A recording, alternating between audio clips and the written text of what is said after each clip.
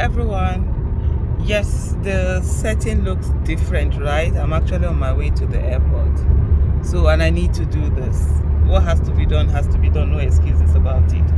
First of all, today I'm just going to talk about the National Security Advisor that we currently have, Nuhu Ribadu, that seems to focus on everything other than the security matters that he's supposed to focus on. With all the insecurity in Nigeria, you would expect that someone like Nuhu Ribadu will show such concern and be focused on how can the security challenges be tackled in Nigeria. But unfortunately, that doesn't seem to be the main focus of the National Security Advisor. He seems to be on all sorts of things. He's always talking about the economy, or whether he thinks he's a laundry man for the government, or sometimes you see him trying to do image maker.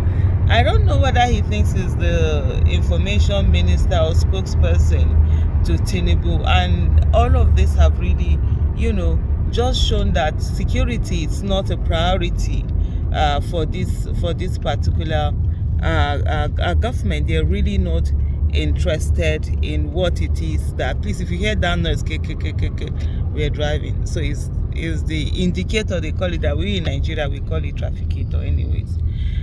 So it's part of those things, that we see. Anyway, back to the conversation. Oh my goodness, this video is just messed up. I don't know, but we'll manage it like that.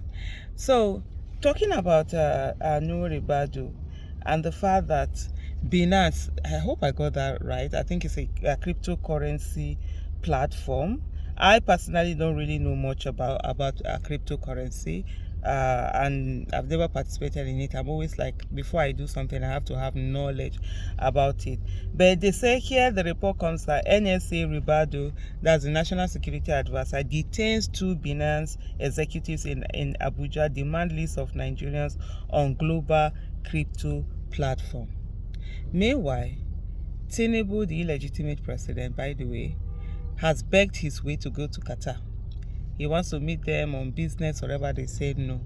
If you see the 6-page whatever response they did, sort of like literally begging to be allowed to to be there to have this whatever meeting, whatever it is.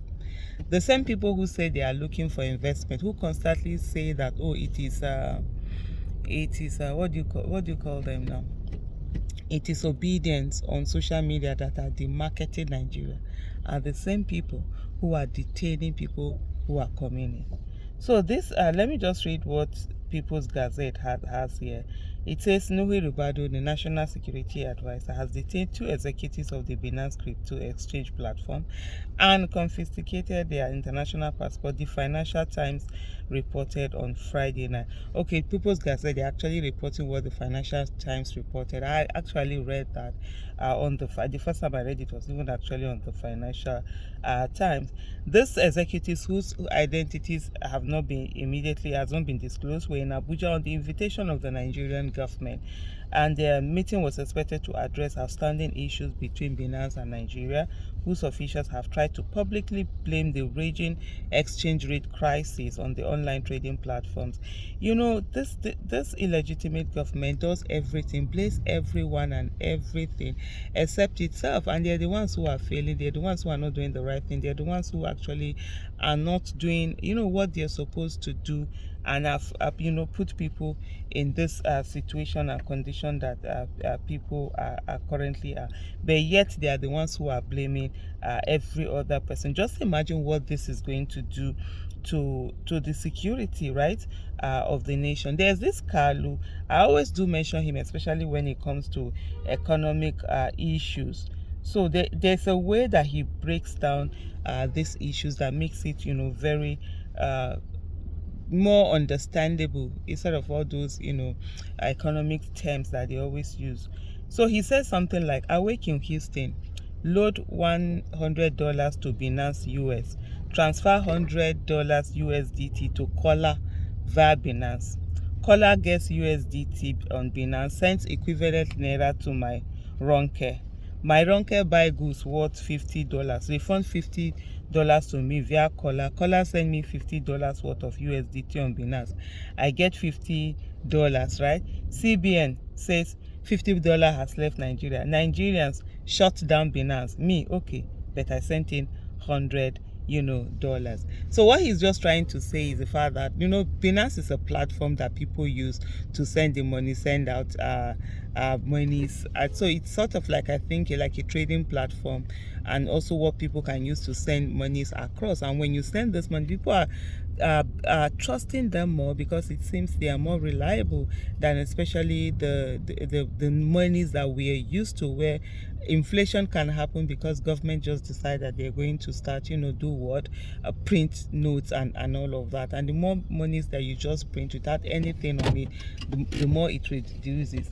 If you look at dollar, the other time, dollar I think it was 1972, if I'm not mistaken, but in the early 1970s, that the USA took the dollar off the gold standard. So what it meant before, when the dollar was on gold standard, was that every dollar, for example, if you have $100, it was worth $100 of gold. There was gold attached to every dollar that was given to you or that you had. But then when they took it off gold standard, then it became meant that dollar was just a mere paper that had value based on what people thought those values were, based on what people looked at those values to be. And so that's where we are right now, just people. But coming back to this Binance issue, so this is just breaking it. I know $50 left Nigeria, fine, but you've forgotten that $100 came in through Nigeria. And with what they are doing now, what it means that more people will not come in. And why are they looking for Nigerians that are on the crypto platform, who are doing crypto? Crypto is something like, whether we like it or not, we're going to go that way. It's going to be part of tomorrow's currency that will be used. I just imagine that once upon a time, naira was also an issue where people probably didn't understand. Oh, sorry, not naira, paper money was also an issue where people don't understand why would they be using paper money that what didn't have any worth.